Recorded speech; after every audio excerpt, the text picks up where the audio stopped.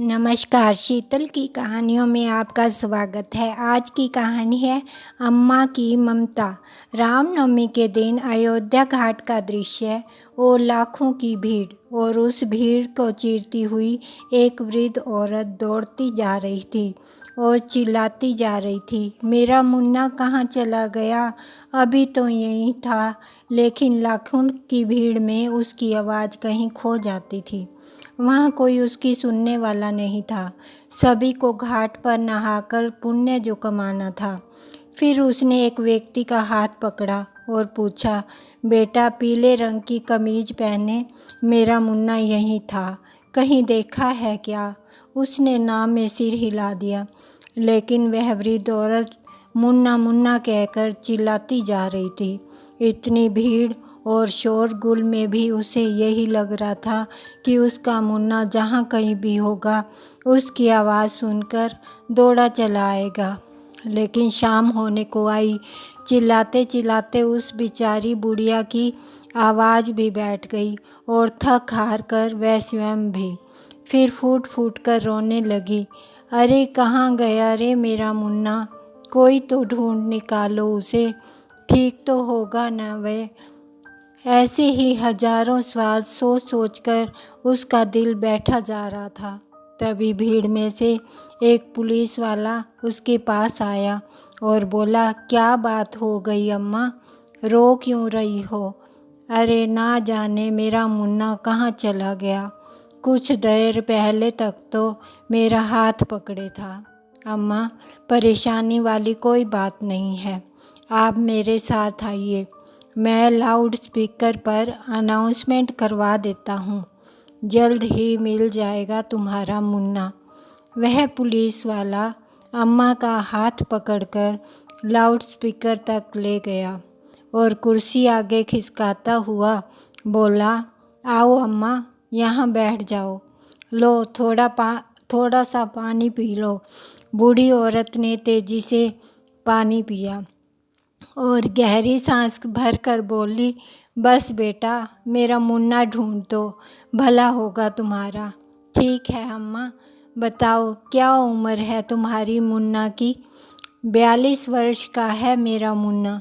Police वाला, जो अपनी डायरी में सारी जानकारी लिख रहा था, यह सुनकर चौंक गया।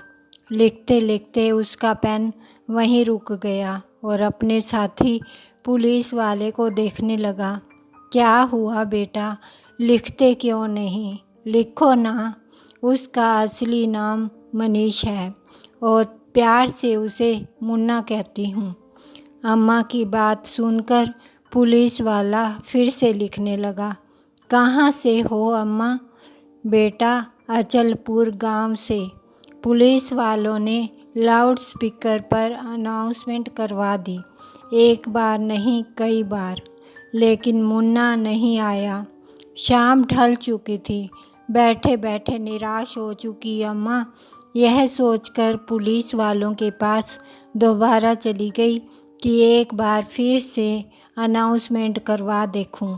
जाकर देखा तो दोनों पुलिस वाले आपस में बातें कर रहे थे। उनकी बातें सुनकर अम्मा का कलेजा धक से रह गया। वह जोर से चिल्लाई, नहीं बेटा, तुम गलत समझ रहे हो, मेरा मुन्ना ऐसा कर ही नहीं सकता।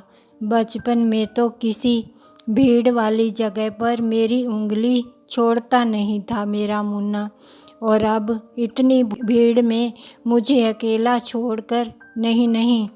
लेकिन इतना बोलते बोलते ही उस बूढ़ी माँ के दिमाग ने ही उसके दिल का साथ देना छोड़ दिया और वो धम से ज़मीन पर बैठ गई और सोचने लगी, कहीं यह लोग सच तो नहीं बोल रहे।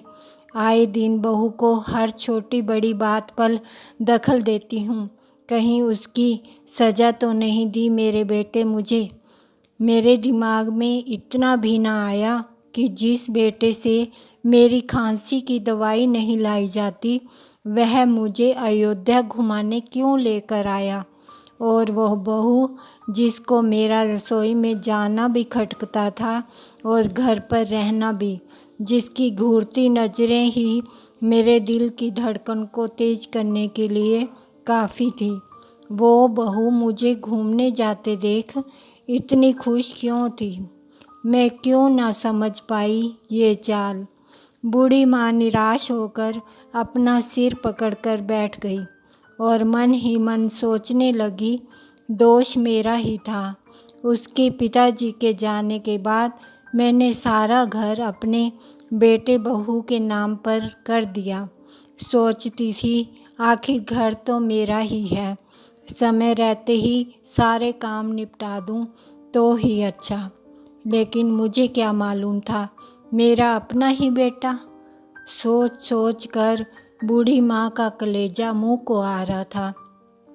रात बीतने लगी, सुबह होने को थी। सोचते सोचते बूढ़ी माँ के कानों में एक अपरिचित आवाज़ आई। क्या बात हुई सर?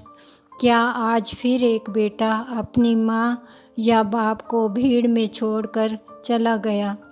फिर पुलिस वाले ने बूढ़ी माँ की तरफ इशारा करते हुए उन्हें रैन बसेरे में छोड़ने के लिए कहा। इतना सुनते ही अम्मा के हलक से एक घुटी हुई सी चीख निकली और वह तेजी से अपने पैरों पर खड़ी हो गई। बेटा, मैं बूढ़ी ज़रूर हुई हूँ, पर मैं मजबूर ना तो पहले थी ना ही आज हूँ। ऐसा कहते हुए उसकी आंखों से भय का भाव अचानक गायब हो गया। पुलिस वालों ने अम्मा को रोकने की बहुत कोशिश की। अम्मा, अपने घर का पूरा पता बताओ, हम तुम्हारे बेटे को खोज निकालेंगे। लेकिन अम्मा ना रुकी और देखते ही देखते भीड़ में गायब हो गई। पुलिस वाले ढूंढते रह गए, लेकिन इतनी भीड़ में उन्हें ढूंढना मुमकिन नहीं था। अम्मा बूढ़ी ज़रूर थी, लेकिन उनके दिल में खुददारी आज भी जिंदा थी। वे किसी पर बोझ बनकर जीना नहीं चाहती थी। बूढ़ी अम्मा बस तेज़ी से कदम बढ़ाती जा रही थी। दिमाग में उथल पुथल मची हुई थी। कहाँ जाऊँ? क्या टेक्स्ट बॉक्स में टेक्स्ट चिपकाने के लिए उस पर टेप करूँ? सुबह का समय था। ज़ोर से भूख लगी हुई थी। देखा तो सामने चाय का ठेला था।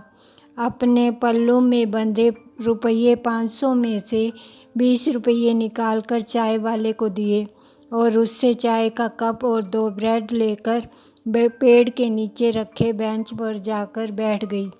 चाय पीते पीते बूढ़ी माँ अपने अतीत में गुम हो गई। उसे वह दिन याद आने लगा जब उनका बेटा पहली बार उनकी गोद में आया था। कैसे उसे चलना सिखाया, फिर दौड़ना। लेकिन देखते ही देखते वो इतना बड़ा हो गया कि उसे अपनी माँ की ज़रूरत ही नहीं रही थी।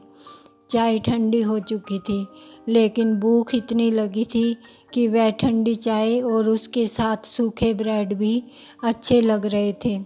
चाय पीते पीते अम्मा का ध्यान पेड़ पर कर्तव्य करते पक्षियों और उनकी चहचहाने की आवाज़ ने अपनी ओर खींचा।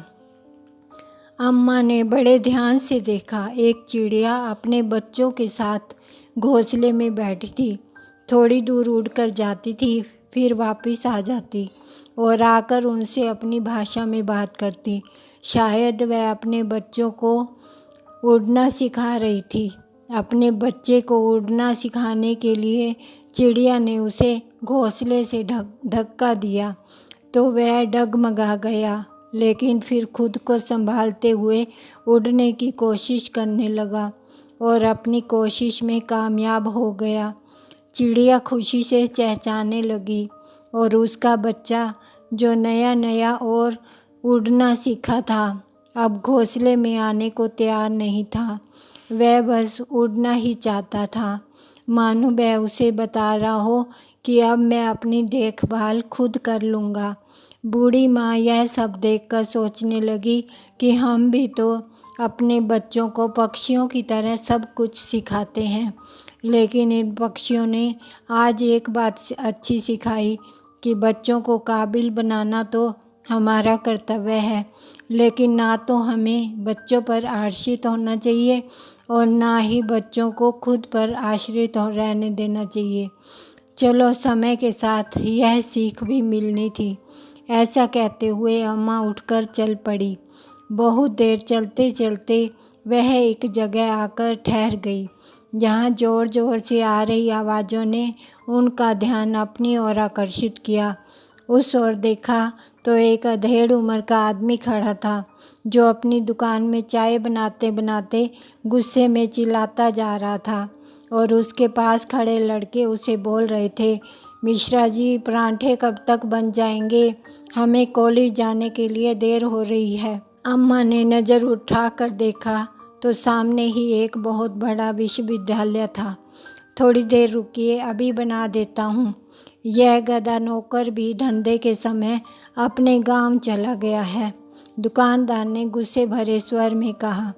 अम्मा उस दुकानदार के पास जाकर बोली, बेटा, यदि तुम बुरा न मानो तो मैं इन बच्चों के लिए पराठे बना देती हूँ। अम्मा की बात सुनकर दुकानदार थोड़ा हैरान रह गया, लेकिन फिर अम्मा बोली, इन बच्चों को खिलाकर मेरे मन को तृप्ति मिलेगी। तुम चिंता मत करो, मैं तुमसे 1 रुपया भी नहीं लूँगी। ऐसा कहकर अम्मा ने पराठे बनाने शुरू किए और बच्चों को खिलाए। तभी आवाज़ आई, वाह, इतने स्वाद पराठे हमने ज़िंदगी में नहीं खाए, मज़ा आ गया। लड़कों के मुंह से तारीफ सुनकर मिश्रा जी को बड़ी खुशी हुई। जैसे ही अम्मा जाने लगी तो मिश्रा जी बोले, अम्मा, मेरे यहाँ काम करोगी? बेटा, काम तो मैं करना चाहती हूँ, लेकिन जब तुम्हारा नौकर आ जाएगा तो फिर मुझे या उसे किसी एक को नौकरी छोड़नी पड़ेगी। इस बात की चिंता तुम मत करो अम्मा, मेरे पास बहुत काम है। तुम रहती कहाँ हो? मेरा कोई ठिकाना नहीं है बेटा। अम्मा, तुम यहीं काम करो और रात को यहीं दुकान में गद्दे पर सो जाना। महीने के 10,000 रुपये के साथ खाना पीना भी दूंगा और रहने की सुविधा भी हो जाएगी। अम्मा ने जब पराठे बनाने शुरू किए तो जो खाता उंगलियां चाटता ही रह जाता। देखते ही देखते अम्मा के पराठे की चर्चा पूरे विश्वविद्यालय में हो रही थी। दोपहर को छुट्टी के बाद तो पराठे खाने वालों की लाइन ही लग गई थी, लेकिन अम्मा के अनुभवी हाथ एक के बाद एक तेज़ी से पराठे सेकते जा रहे थे। आज मिश्रा जी ने आधे दिन में ही हफ्ते भर की कमाई कर ली थी। सबको खिलाने के बाद अम्मा ने खुद भी खाना खाया। अपनी मेहनत की कमाई से पेट भरकर आज अम्मा को एक अलग ही सुकून मिल रहा था। विश्वविद्यालय में आने जाने वाले बच्चों को देखकर अम्मा के मन में बार बार अपने 14 वर्ष के पोते दीपक की याद उमड़ आती थी। सोचने लगी कि कुछ सालों बाद दीपक इतना बड़ा हो जाएगा और इतने बड़े कॉलेज में पढ़ने जाएगा। फिर अचानक एक ख्याल उसके मन को कचोटने लगा। वह सोचने लगी कि अपने पिता के साथ मुझे ना पाकर दीपक कितना दुखी हुआ होगा। क्या जवाब दिया होगा उसे मुन्ना ने। फिर बेचारी मन ही मन प्रार्थना करती कि जैसा मेरे साथ हुआ वैसा मेरे बच्चों के साथ कभी ना हो। देखते ही देखते 3 महीने बीत गए और अम्मा के परांठों की लोकप्रियता बढ़ती ही गई। इतने समय में अम्मा की कॉलेज के लड़कों के साथ बहुत अच्छी जान पहचान हो गई और अम्मा तो इतनी कुशल थी कि सारा काम करते करते बच्चों के साथ बतियाती भी रहती थी। आज जब अम्मा पराठे बनाने में व्यस्त थी तो देखा सामने एक 7-8 साल का बच्चा उसकी ओर निहारता जा रहा था। उसकी आंखों में उम्मीद भरी चमक थी। अम्मा देखते ही समझ गई कि उसे बहुत तेज भूख लगी है। उसने तुरंत एक पराठा प्लेट में रखकर उसे खाने को दिया, लेकिन उसी समय मिश्रा जी पहुंच गए और अम्मा को ऐसे करते देख उन पर बरस पड़े। यहाँ क्या लंगर खोल के रखा है, जो कोई भी आएगा और खा जाएगा। यह सुनकर अम्मा को अच्छा नहीं लगा और वह बोली, मेरी पगार में से काट लेना, लेकिन मैं इन बच्चों को भूखा नहीं देख सकती।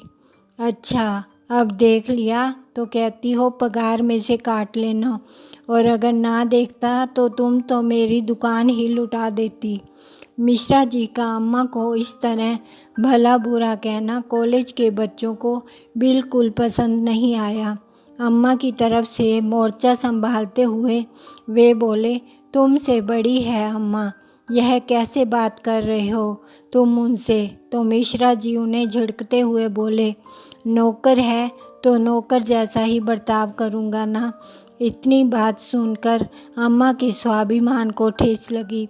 वह सोचने लगी कि नौकरी तो आखिर नौकरी ही होती है। पूरा दिन मेहनत करने के बाद वह अपनी मर्जी से किसी को पराठा तक नहीं खिला सकती।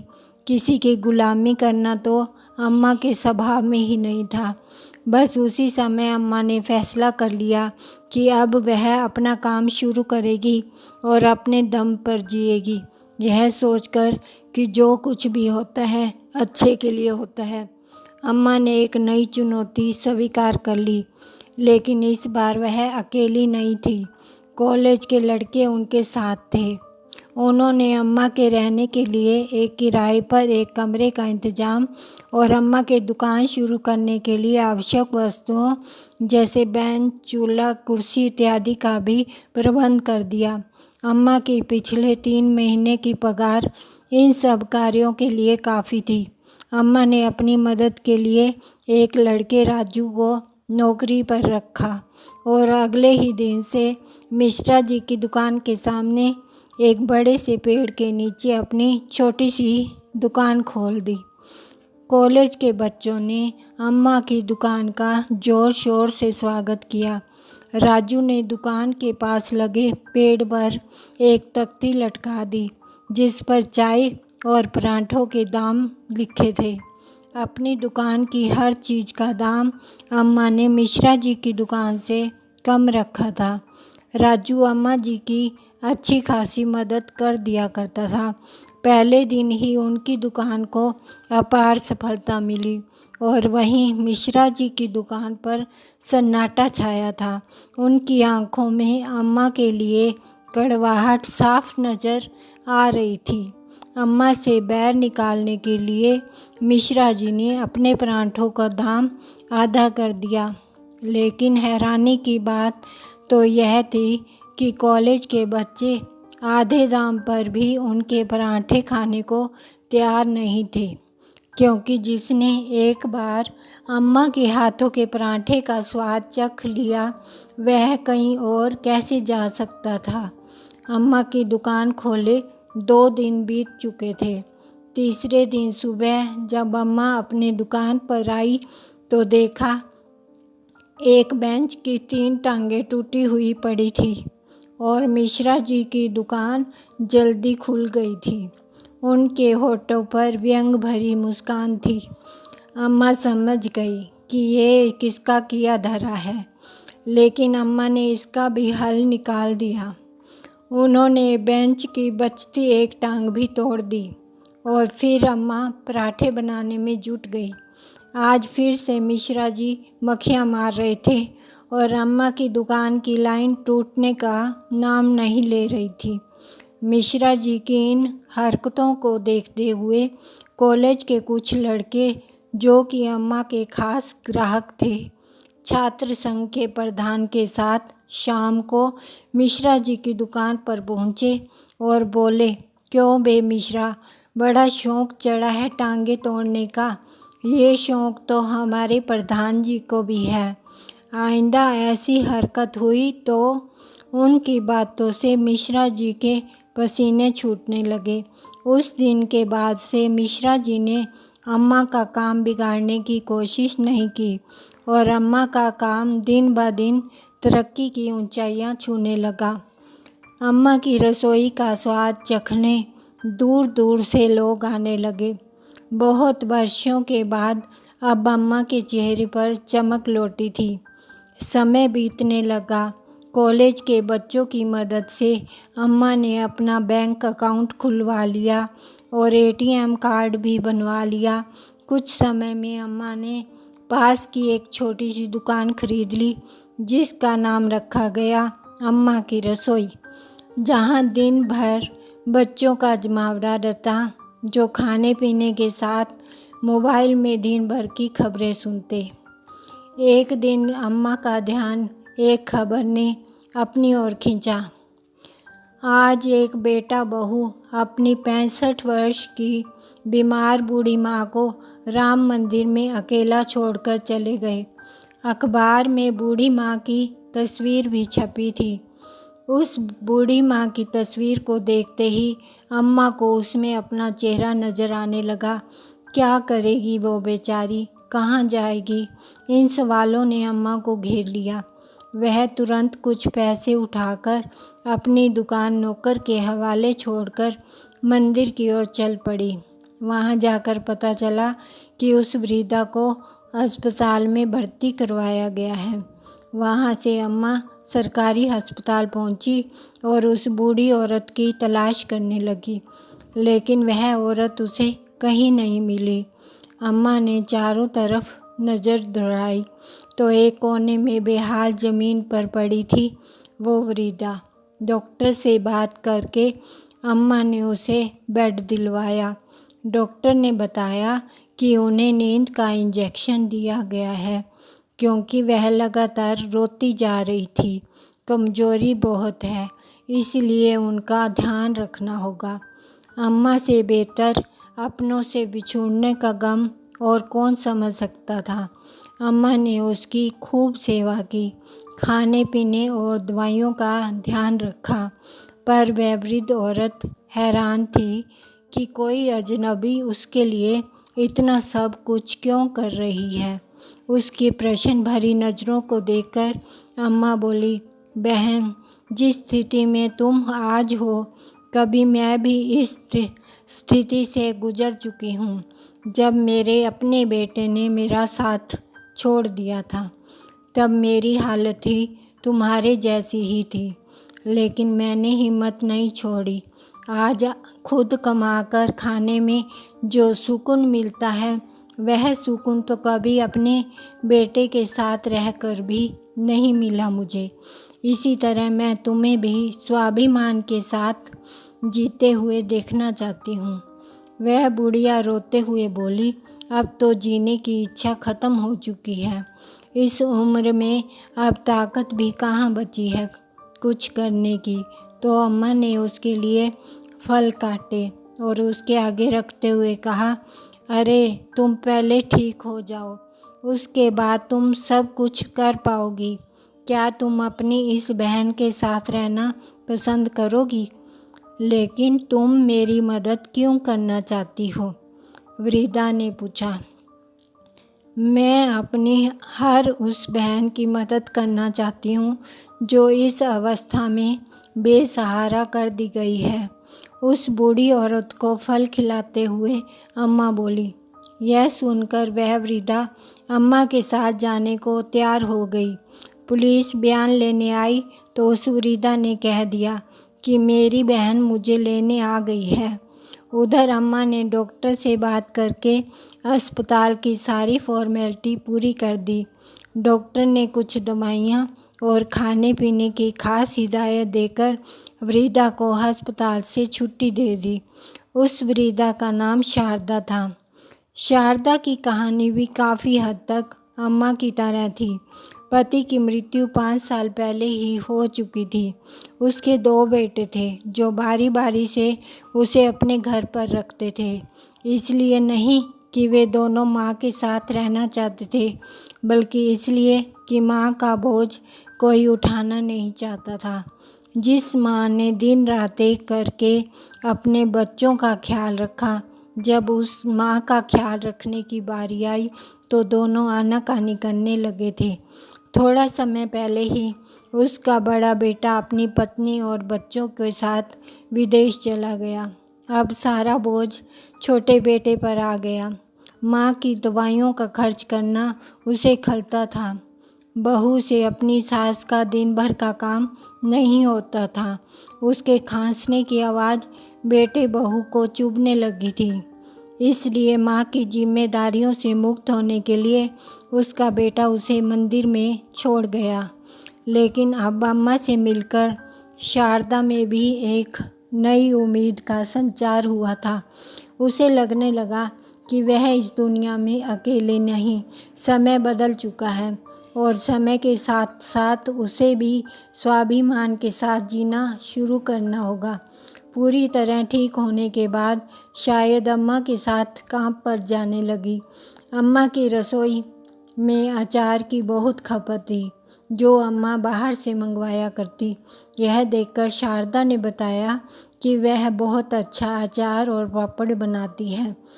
यह सुनकर अम्मा को बहुत खुशी हुई। राजू को पैसे देकर अचार का सारा सामान मंगवाया और शारदा ने ढेर सारा अचार बना दिया। और जब बच्चों को पराठे के साथ अचार दिया गया तो वे अचार की तारीफ करते नहीं थके। इसके साथ साथ उन्होंने कहीं दुकानों पर अचार सप्लाई करना भी शुरू कर दिया, जिससे आमदनी बढ़ने लगी और शारदा में आत्मविश्वास का संचार हुआ। जल्दी ही अम्मा ने शारदा के साथ मिलकर एक बड़ा सा घर लिया, जिसका नाम रखा गया अपना आशियाना। दोनों बहनों ने मिलकर एक मुहिम चला दी। कभी किसी सार्वजनिक स्थल पर कोई भी ऐसा बुजुर्ग मिलता जिसे मजबूरी के कारण घर छोड़ना पड़ा या रिश्तेदारों ने उसे बेसहारा छोड़ दिया, उन लोगों के लिए उनका अपना आशियाना हमेशा खुला था। धीरे धीरे उनके घर में नए सदस्य जुड़ने लगे। अचार के साथ साथ शारदा ने पापड़ का काम भी शुरू कर दिया और सभी सदस्य मिलकर उनकी इस काम में मदद करते। अम्मा का घर छोड़े हुए 6 साल बीत चुके थे, लेकिन आज वह संतुष्ट थी। अपने साथ साथ वह दूसरों की ज़िंदगी संवारने का जरिया बन रही है। आज अम्मा जब पराठा बनाने में व्यस्त थी तो उसे एक आवाज़ सुनाई दी, अम्मा। बोलो बेटा, क्या चाहिए? मुझे मेरी दादी अम्मा चाहिए। अम्मा ने नज़र उठाकर देखा तो देखती रह गई। सामने जो लड़का खड़ा था उसे पहचान पाना मुश्किल था।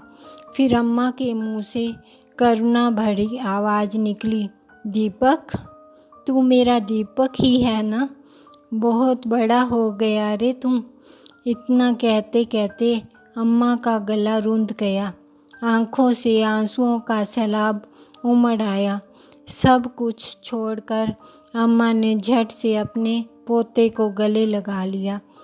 तभी अम्मा के कानों में एक जानी पहचानी आवाज़ आई, जिसे सुनने को अम्मा बरसों से तरस गई थी। तुम कहाँ चली गई थी अम्मा? अम्मा ने उत्सुकतावश देखा तो उसका बेटा और बहू पास में ही खड़े थे। दोनों ही अम्मा को कुछ कमज़ोर से लग रहे थे। उनके चेहरे से रौनक गायब थी। लेकिन जो चीज़ अम्मा को सबसे ज़्यादा हैरान कर रही थी वह यह थी कि बेटे के साथ साथ उसकी बहू की आंखों से भी आंसू रुकने का नाम नहीं ले रहे थे। दोनों आकर अम्मा से गले मिलकर खूब रोए। कहाँ चली गई थी अम्मा तुम मुझे छोड़कर? हमारी ज़िंदगी सूनी हो गई थी तुम्हारे बिना। अपने बेटे के मुंह से यह बात सुनकर अम्मा जड़वत रह गई और बोली, क्या मतलब? अगर मेरी इतनी ही ज़रूरत थी तो मुझे अकेला छोड़कर गया क्यों था? अम्मा, मैं तो तुम्हारा हाथ बराबर थामे हुए था, लेकिन अचानक भीड़ में भगदड़ मचने लगी तो मेरा हाथ छूट गया, पैर फिसला और लोग मुझे रोनते हुए मेरे ऊपर से निकल गए। उसके बाद मेरी आँख खुली तो मैं अस्पताल में था। इसका मतलब तू मुझे छोड़कर नहीं गया था? और मैं पगली क्या क्या सोच बैठी। अम्मा स्तब्ध खड़ी थी। नहीं अम्मा, कहाँ कहाँ नहीं ढूंढा मैंने तुम्हें। पुलिस स्टेशन में कंप्लेंट करने गया तो उन्होंने मुझे बताया कि उन्हें एक वृद्धा मिली थी, लेकिन वह नहीं जानते कि वह अचानक कहाँ चली गई। आज जब यहाँ विश्वविद्यालय में आपके पोते का एडमिशन करवाने के लिए आए तो सारे काम करते करते सुबह से दोपहर हो गई। बहुत ज़ोरों से भूख लगी थी। किसी ने बताया कि अम्मा के रसोई के पराठे बहुत स्वादिष्ट होते हैं, सो हम यहाँ चले आए। और अम्मा, सच बताऊँ तो बिना खाए पिए ही तृप्ति मिल गई।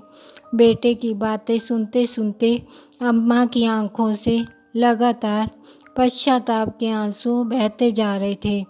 सोचने लगी कि उन पुलिस वालों के कहने पर मैंने अपने बेटे को कितना गलत समझ लिया था, परंतु मन ही मन में एक संतुष्टि थी कि जो कुछ भी हुआ उसके कारण उसे बहुत से अन्य लोगों की ज़िंदगी संवारने का मौका मिल गया। आज अम्मा ने अपने बच्चों के लिए ममता से सराब और हृदय के साथ पराठे बनाए और बिठाकर उन्हें अपने हाथों से खिलाए।